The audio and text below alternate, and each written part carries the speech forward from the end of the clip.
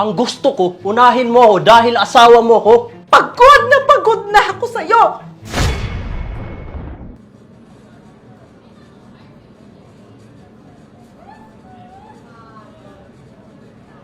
Ano po bang courses ang meron dito, Nako, sir? marami kaming courses na pwede mong pagpilian. Ayan, oh. Maganda to, mura. Saka malaki po may tutulong nito sa amin. Opo, kasi nga knowledge is power talaga, di ba? Opo. Hintayin na nga lang kita sa labas. Naku, pasensya na po kayo sa asawa ko. May iniinda lang po. Saan po ba kailangan kong Pirmahan? pilapan Dito lang, dito lang.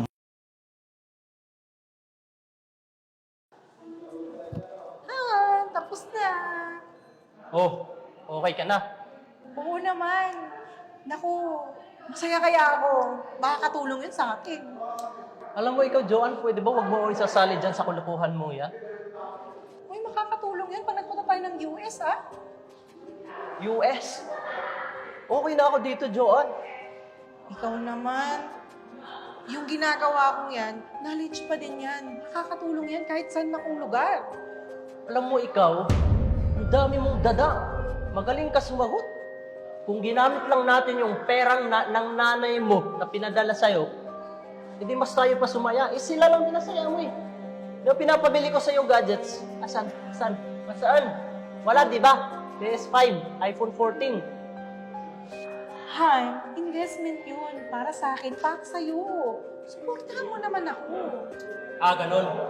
Eh, bahala ka sa sarili mo.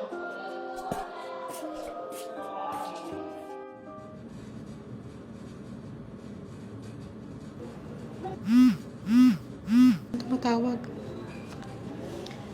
Hello, Han. Sandali, nandito ako sa training. Lintik ka, Joanne! Umalis ka na naman na walang pagkain sa bahay! Han, naisip ko, day off mo naman. Baka pwedeng ikaw nang maghanda sa pagkain mo. Tsaka, kasi kanina malilate na ako. Sorry, Han. Sorry. Ay, lecheng schooling yan. Mas inuna mo pa talaga yan kaysa sa asawa mo. Han, hindi naman sa ganun. Alam mo, Jo, unti na lang, magwawala na ako dyan. Han, huwag naman ganyan.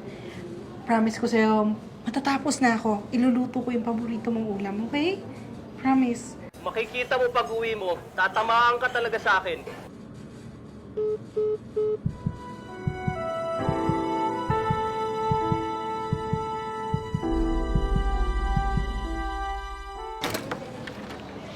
Uy, Joanne!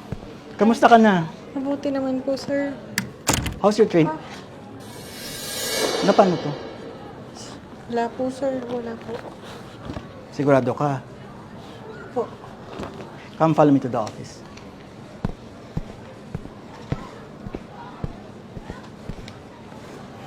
Joanne, ano ba nangyayari sa'yo? Tinuturing ka na namin pamilya dito, pero parang may kakaiba eh. Na, sir, wala po. Meron lang po kaming misunderstanding ng asawa ko. Kaya po ganun. Bakit hindi ba ito nakakatulong sa'yo? Hindi ko po kilala yung asawa ko.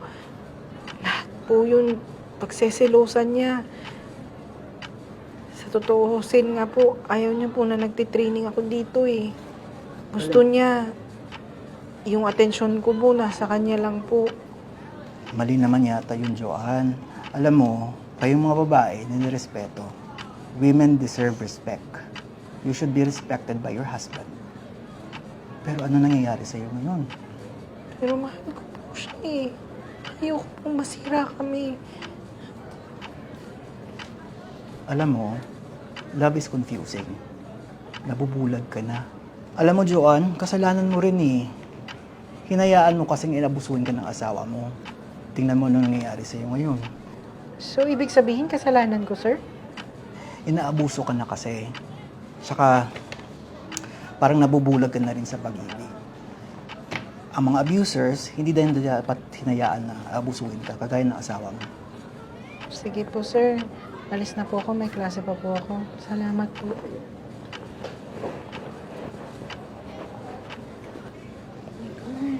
Oh, girl, saan ka galing? Hindi naman si sir. Parating nga yun. Naku, galing kasi ako kay Sir Chris kanina. Alam mo ba? Ano na naman to? Wala. Magsabi ka nga sa akin. Oo. Sinasaktan ka na naman ba ng asawa mo? Di di niya kayang gawin sa akin yun. We, alam mo girl, bakit mo ba hinahayaan na gawin niya sa'yo yan? Mahal ko yung asawa ko. Girl, hindi sapat na dahilan ng pagmamahal para magstay ka sa isang toxic na relasyon. Toxic, hindi Mahal ako nun. Anong hindi? Tingnan mo nga nangyayari sa'yo. Alam mo girl, alam ko, hindi ingatan mo yung relasyon nyo. Pero girl, this time, mahalin mo naman yung sarili mo. Ingatan mo yung sarili mo.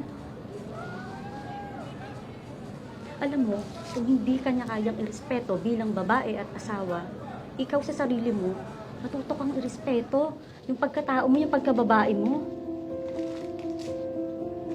Makinig ka naman minsan sa mga nagsasabi sa'yo. Alam mo, kapag sinaktan ka niya minsan, uulit-ulitin niya yan. Yung pananakit kapag nasimulan, nagiging paulit-ulit yun. Pag-isipan mo yung sinabi ko sa'yo, ha? Sige na, mag-review na tayo.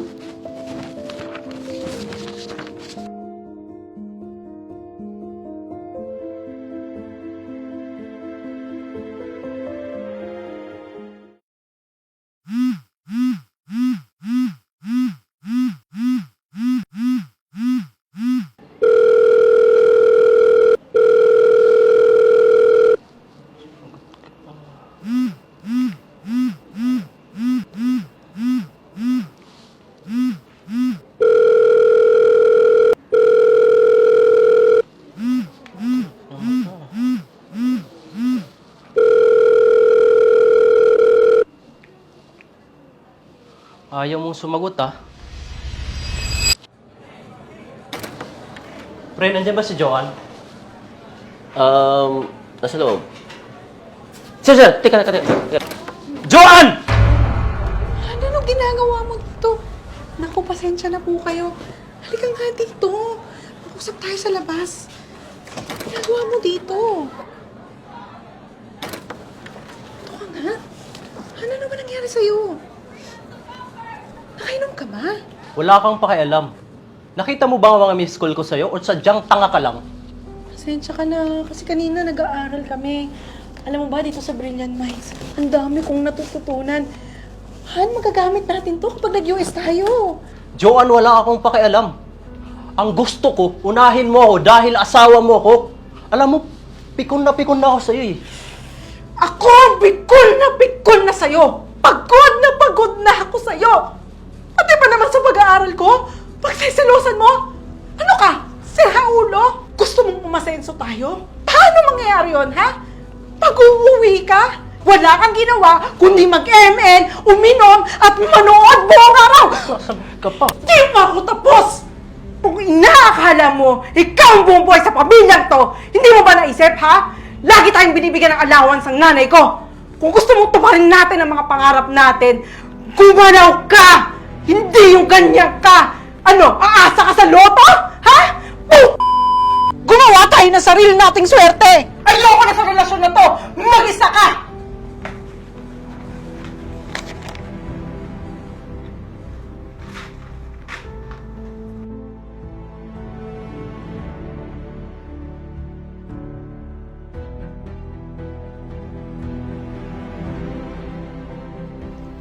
Kung naniwala ka lang sana sa akin dati, sana kasama kita ngayon.